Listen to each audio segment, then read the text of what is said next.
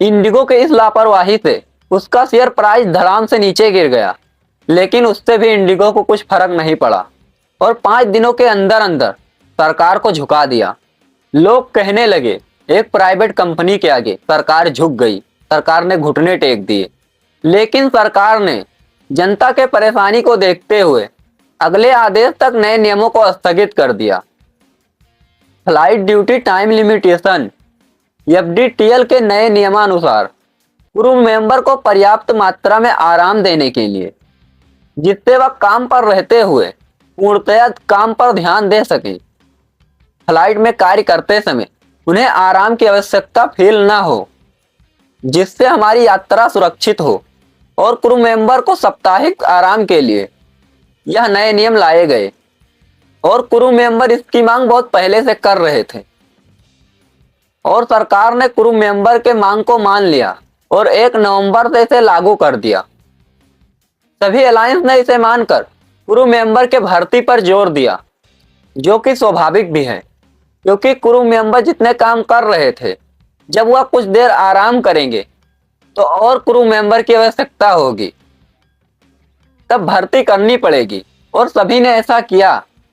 लेकिन इंडिगो ने ऐसा नहीं किया और नवंबर से ही इंडिगो ने अपनी फ्लाइट की उड़ानें रद्द करना धीरे धीरे शुरू कर दी और दिसंबर के शुरुआत में ही उसका पीक आ गया।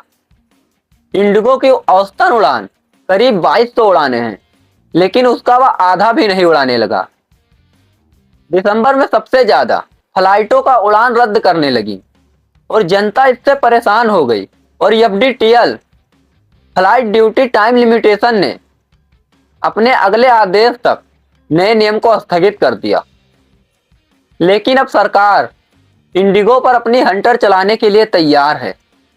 Flight duty time limitation FDTL ने नियमों को लागू करने में इंडिगो की लापरवाही की जांच शुरू कर दी।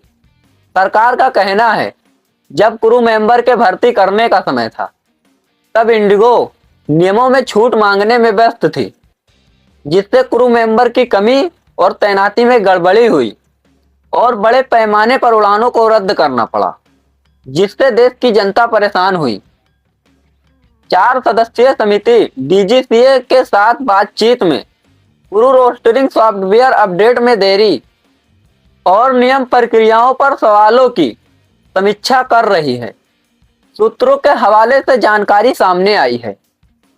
डीजीसीए समिति बुधवार को सीईओ पीटर सीओओ को तलब कर सकती है